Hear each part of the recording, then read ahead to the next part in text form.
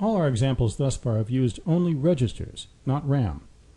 In the next program, prog3.s, we'll work with values stored in memory, in RAM, using two new instructions, LDR, standing for load register, and that copies values from memory into a register, and STR, or store register, that copies values from a register back into memory.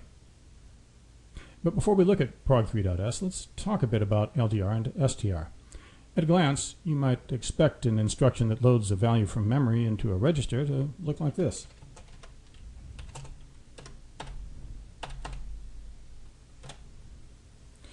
That would mean load the 4 bytes at address 10,004 into R1.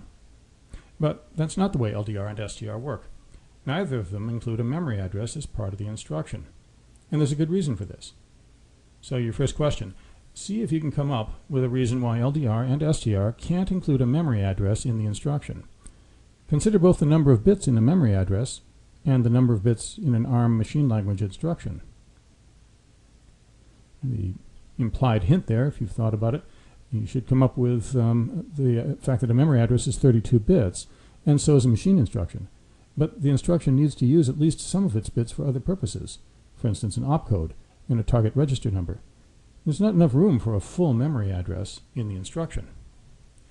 The solution is to hold memory addresses in another register, called the address register, and specify the address register as well as the target register. So a real LDR instruction might look like this. The R1 is the target register, and R4 is the address register. This instruction uses R4's content as a memory address and copies the RAM at that address into R1. So for it to work, we might expect that R4, for instance, would contain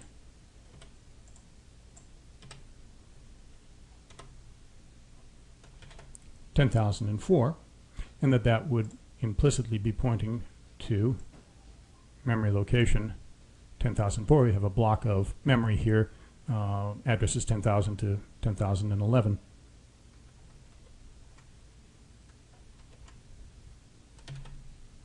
The idea that R4 contains the address of the data, not the data itself, is critical. This LDR instruction does not copy the content of R4 into R1. We already have a perfectly good move instruction that can do that. R4 does not contain the data itself. It contains or tells where the data is in memory. If you're familiar with the idea of a pointer or reference from higher level languages, then you can think of R4 as a pointer or reference. The assembly term for the same idea is an indirect address. So R4 is supplying an indirect address. And to be complete, STR works the same way. We could, for instance, write str r1, comma, bracket r6. And if r6 contained the address 10,008, for example, as shown, this would copy from r1 to location 10,008 in RAM. Also, a brief side note, to be clear, the number of bytes copied in either case with LDR or STR is 4 for a total of 32 bits. So in fact, the LDR we are discussing would have copied bytes 1004 through 1007 into register 1, and the STR would have copied bytes 10,008 to 10,011 into memory. And there's even more to the story. A 32-bit instruction can specify an opcode and 2 registers with bits left over for other purposes. So the LDR and STR instructions have bits left over.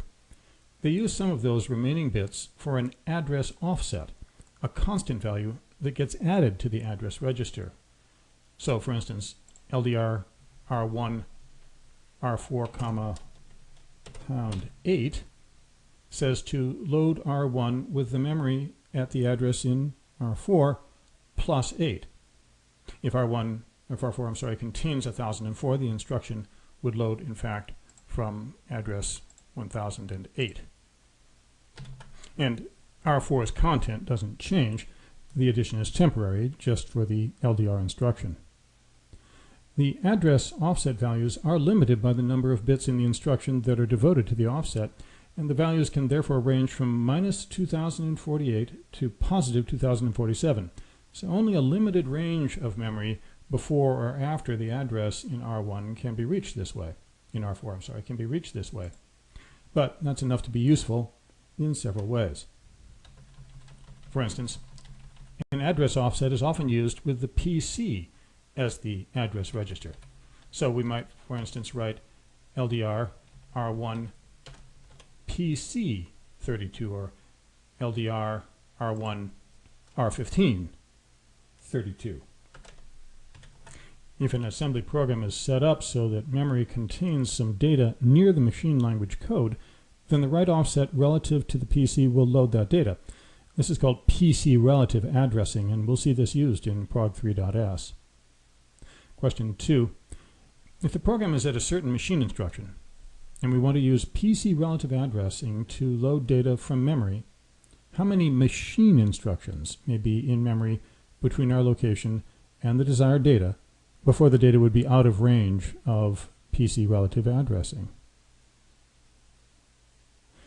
And the answer here is, you said that 2048 bytes of offset is enough to reach across, that's the limit to the relative addressing offset, that's enough to reach across 512 4-byte machine language instructions. And since we'd expect a data value at that point, the precise answer is that there can be 511 machine language instructions between the current PC location and the desired data. In summary, instructions LDR and STR transfer data to and from registers and memory. They specify two registers. One is the target or source of the data, depending on whether we're loading or storing, and the other to contain the memory address. They also allow an address offset from the register held memory address ranging from minus 2048 to positive 2047. And one use of an address offset is to fetch data that's close in memory to the current instruction by using the PC as the address register and offsetting from it. There are several other variations in the LDR and SDR instructions that appear in prog3.s, and we'll cover these as they arise in the next segments.